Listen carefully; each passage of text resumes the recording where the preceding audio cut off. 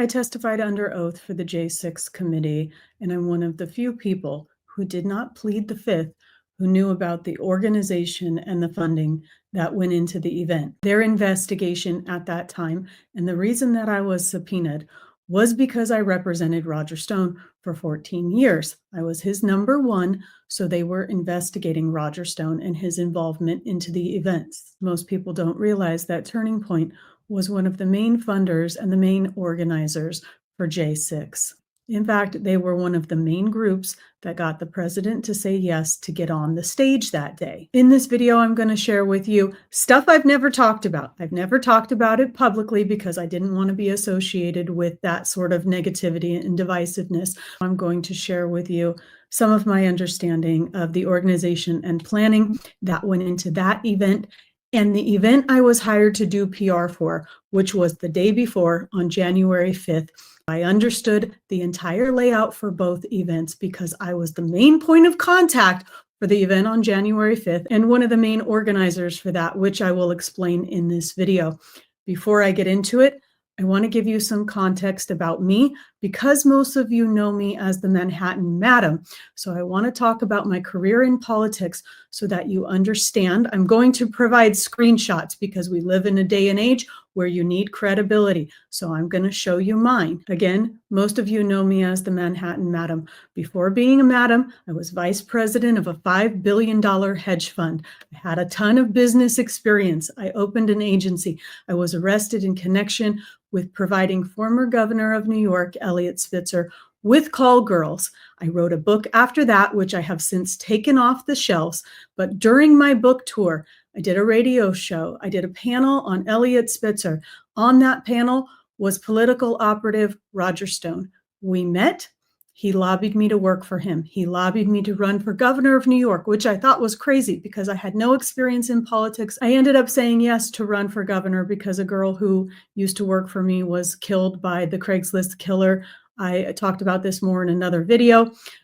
So I said yes to that, and that launched my career in politics. I ended up opening a PR firm. This is back in 2009 and 2010. Okay, the world in politics was very different then. It was not divisive. It was not as polarizing or hateful. I made all of these connections. I had friends on both sides of the aisle. People did not hate each other based on political affiliation. So I made a lot of connections. Plus, there were a lot of reporters who covered my own personal story, and I made a lot of friends. I was in the news all the time in the news. So I created a PR agency based off of that experience. I ended up representing many high-profile people on the right because of my connection to Roger Stone. I have 16 years of high-level experience in this world. A lot of the podcasters that you like, a lot of the influencers, I was around before they were. I watched them come onto the scene. A lot of them, the ones that I liked, I actually put on maybe their first TV show or radio show just to help them out because initially I thought people's messaging was genuine. I don't feel that way anymore, which I will also talk about. Now let's get into the tea and my personal experience. I'm not naming people's names in this because there's some very nasty and powerful people involved. So I might name an organization, but I'm not naming the people. But just know, I have their emails. I still have their texts.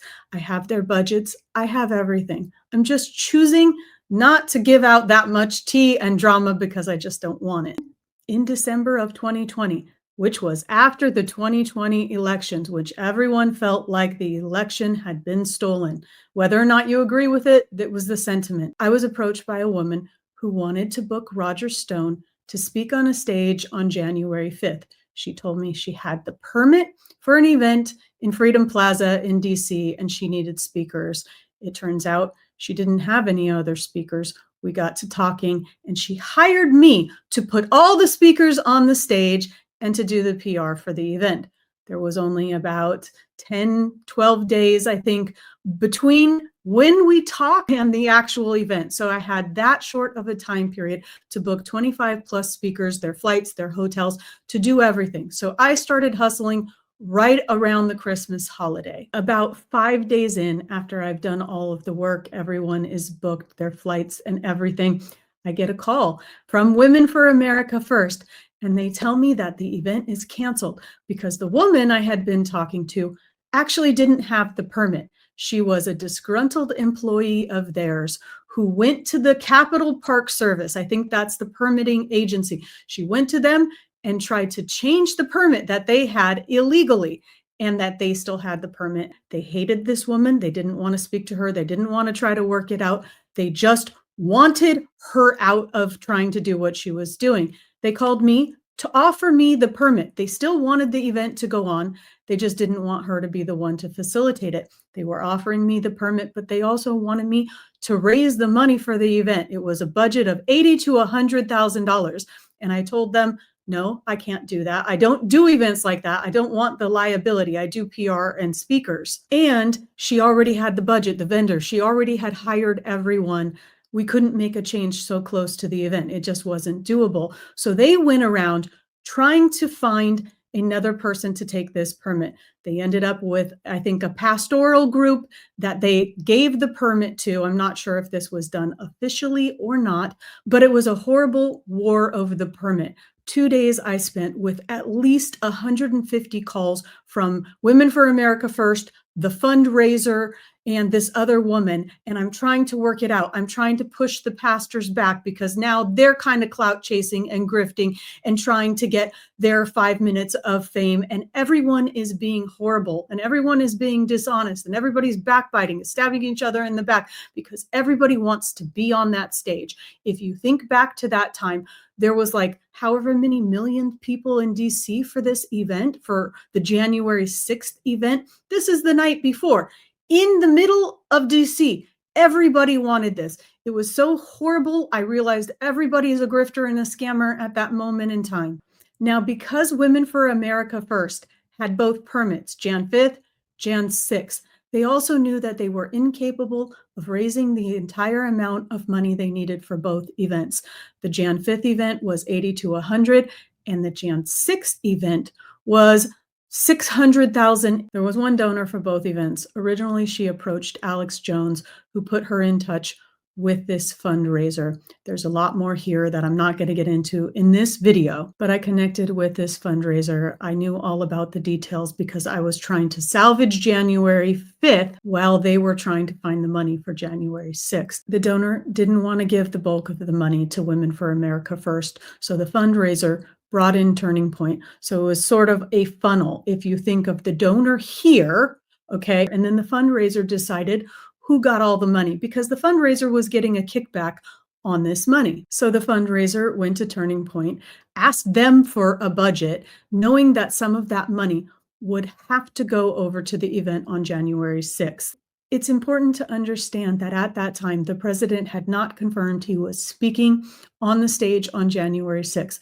Everyone was trying to leverage their brand or their connections to get a yes from him to get on the stage. I was told that Turning Point, eventually they got that yes. I was told within an hour of the president agreeing, because they also gave me 3 speaking spots for my clients to go on that same stage. So I was in the know of everything that was going on. I had 3 speakers, including Roger Stone, who were supposed to get on that stage on January 6th. Now, I have to tell you, there was so much infighting over this stage on January 5th. There was so much deception going on.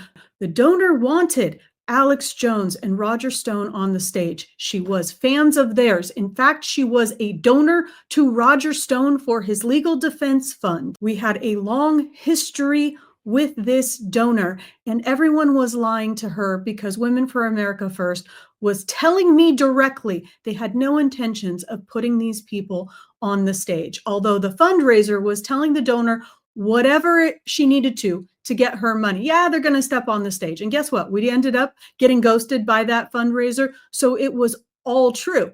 It was all true. They were never going to step on that stage.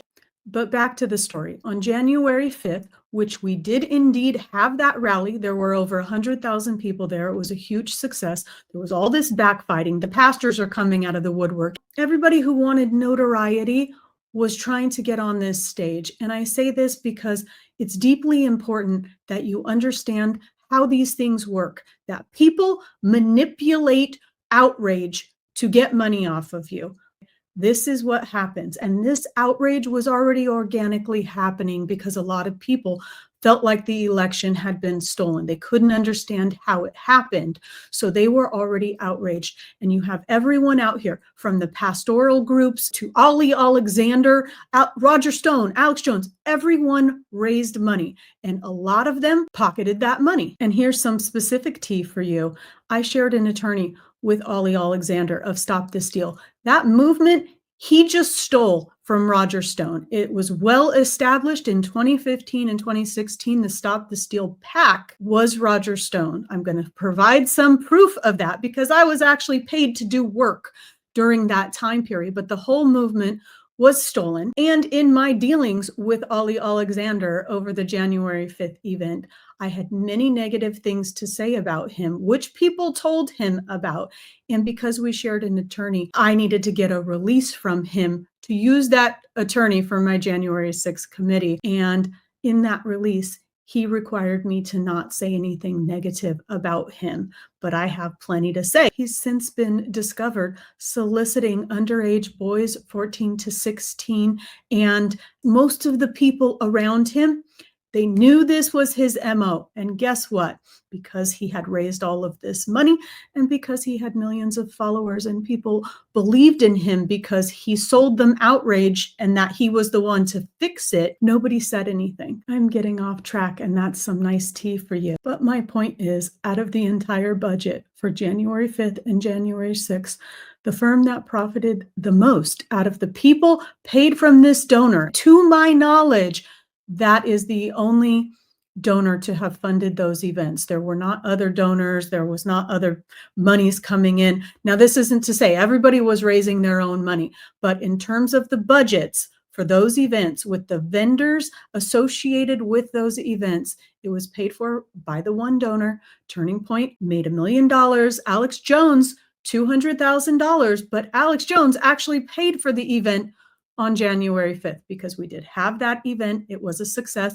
Alex Jones funded it to the first woman because she had already done all of the work with the vendors and the sound and the security and all of the things. So we really couldn't redo any of that work. So it was a partnership between her and a couple of different pastoral groups to get that event done. And just to clarify what I did on January 6th, the donor flew myself and Roger Stone in a private plane to DC. When we got to the hotel, the fundraiser was standing in the lobby. She told us, I'm going to text you instructions for tomorrow.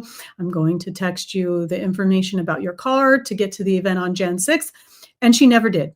She completely ghosted us. My 3 speakers, including Roger, that were supposed to be on the stage, we were sitting in the hotel, in the Willard Hotel, on the morning of Jan 6th. And I watched my friend Bernie Carrick, my former client Rudy Giuliani, get into a car service to go to the event while we were not getting calls back. She was completely ignoring me, and we made the decision that we weren't going to go to the event, that we were just going to watch it from a hotel room. We had about 15 people in Roger's suite. We watched it from there, and then we had someone who flew us on a private plane back to Florida. I'm making this video now because I feel that it's important to talk about these things publicly. I've been just fed up with the grifters and scammers in politics, but also because people who are investigating what happened to Charlie Kirk, and a lot of people don't understand the history. I've been around for the history of all these organizations and all of these influencers and a lot of politicians. And I know the history. So you really have to look back to when their political power started. And it started on January 6th. And so did probably the bulk of their political enemies. And everything after that was sort of a snowball because that is when Turning Point Faith started. After that, it started in 2021. I also have been to at least 150 of these pastoral events. I've been to Turning Point Faith. I've been to private Christmas parties at Mar-a-Lago. I've been to the women's conferences. So I have a lot of experience. I represented the network Charlie Kirk was on for 2 years, 21 and 22, Real America's Voice. I did many events with them. I am a complete insider who pretty much has left the inside because of the things that I have seen. So I am the most qualified person to talk about some of these things. And this event in January of 2021 is really what launched a lot of the grifting and scamming that we see now, because the outrage, again, was organic. People were feeling something, and it launched a whole thing of revivals and tours and conferences. And that is when people are manipulating you. Okay. People are manipulating the anger and the fear that you feel. They're amplifying the outrage because they want to sell you their church, themselves, their company as the thing to fix it. This is going on and we're going to fix it. We're going to stand up for what's right. We're going to stand up for you, the things that you care about, your children, all the while they're actually pocketing most of the money. Most of these people, 80 to 90% of them, are disingenuous. Most of them you should just walk away from. You should see them for who they really are. I could go into more detail, but I wanted to provide some longer form content for my TikTok video, especially since it's been violated, taken down, put back up, and now it's not monetized. But if you like this sort of content, leave me a comment, subscribe to the channel, and I will try to respond to your comments.